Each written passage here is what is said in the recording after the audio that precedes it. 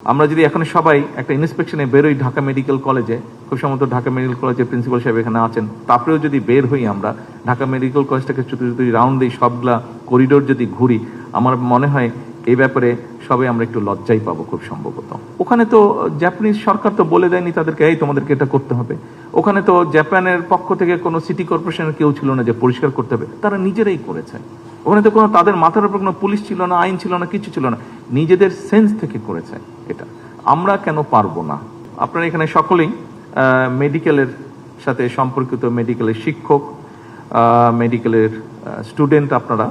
আমি আপনাদের একটা সাবজেক্টে, আমরা তো হাসপাতালের ফ্যাসিলিটি, ডাক্তারদের বেতন ভাতা দিয়ে বিভিন্ন বিষয়ে আমরা আলাপ করলাম, একটা বিষয় মনে হয় বোধহয় আমরা এড়িয়ে গিয়েছি।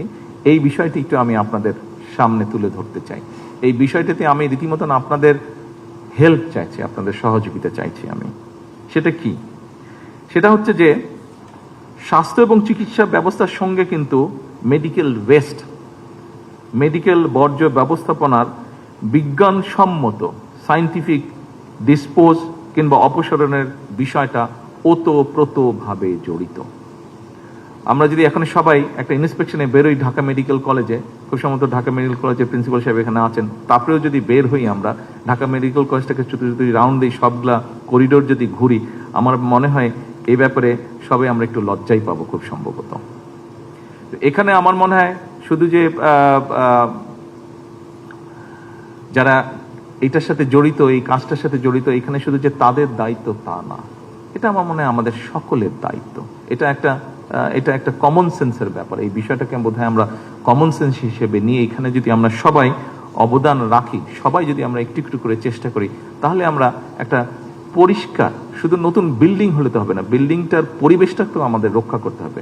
এবং পরিবেশটা যদি আমরা মনে করি শুধু যাদের দায়িত্ব ক্লিনিংয়ের তারাই করবে এটা, তাহলে আপনি শুধু নিজের ঘরটা নিয়ে, বাসাটা নিয়ে, আপনি ঘরটা, বাড়িটা নিয়ে যদি চিন্তা করুন, ধরেন আপনার বাড়িতে আপনারা 5-6 জন মানুষ থাকেন, আপনার ফ্যামিলি মেম্বার সবাই 5-6 জন মানুষ থাকেন।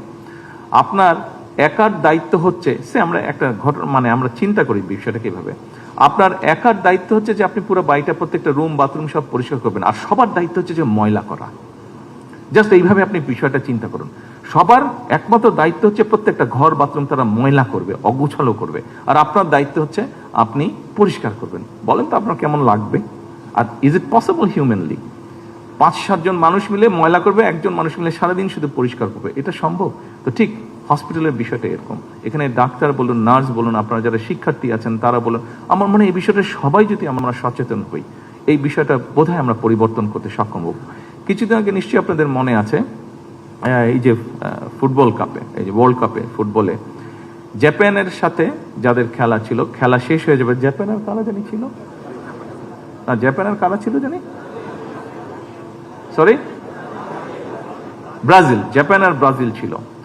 তো স্বাভাবিকভাবে স্টেডিয়াম 2 ভাগ হয়ে বসছে, জাপানের দর্শক সাপোর্টাররা একদিকে বসছে, ব্রাজিলের একদিকে বসছে। খেলা শেষ হয়ে যাওয়ার পরে যে জিনিসটা কেউ করেনি, জাপানিজরা সেই জিনিসটা করেছে। কি হয়েছে, তারা যেখানে ছিল, তারা স্বাভাবিক এতক্ষণ ধরে খেলা দেখছে, খাওয়া দাওয়া সবকিছু হচ্ছে, জাপানিজ দর্শকরা যাবার সময় প্রত্যেকে বিন ব্যাগ করে, গ্রুপে গ্রুপে বিন ব্যাগ করে সব ময়লাটা সাথে করে গুছিয়ে তারা নিয়ে চলে গিয়েছে।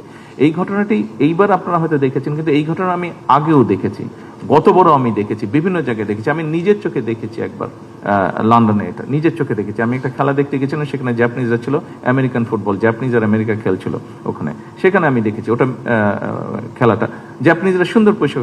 ওখানে তো জাপানিজ সরকার তো বলে দেয়নি তাদেরকে এই তোমাদেরকে এটা করতে হবে। ওখানে তো জাপানের পক্ষ থেকে কোনো সিটি কর্পোরেশনের কেউ ছিল না যে পরিষ্কার করতে হবে, তারা নিজেরাই করেছে। ওখানে তো কোনো তাদের মাথার উপর কোনো পুলিশ ছিল না, আইন ছিল না, কিছু ছিল না, নিজেদের সেন্স থেকে করেছে এটা। আমরা কেন পারবো না? আমাদের না পারার কি কারণ হতে পারে? 5টা কারণ কেউ বলতে পারবে না আমাদেরকে যে আমরা না পারার কি কারণ হতে পারে? ওদেরও 2টা হাত, আমাদেরও 2টা হাত, ওদেরও 2টা পা, আমাদেরও 2টা পা, ওরাও পচা গন্ধ পেলে নাক দিয়ে শুনে, আমরাও পচা গন্ধ পেলে নাক দিয়ে শুনে, ওরাও ময়লাটাকে ময়লা দেখছে, আমরাও ময়লাটাকে ময়লা দেখছে। একটা পার্থক্য আছে ওদের সাথে, ওদের ওই সেন্সটা আছে, আমাদের হয়তো বা ওই সেন্সটা নেই। এই সেন্সটা আমাদেরকে গ্রো করতে হবে। এই সহযোগিতাটা আমি আপনাদের সকলের কাছে চাই। এখানে যারা উপরে স্টুডেন্টরা বসে আছেন, ডাক্তাররা বসে আছেন, ঘরে যারা বসে আছেন, প্রত্যেকের কাছে, আপনাদের কাছে এই সহযোগিতা, আসুন না আমাদের হাসপাতালগুলোকে আমরা একটু ক্লিন রাখার চেষ্টা করি, একটু ক্লিন করি আমরা।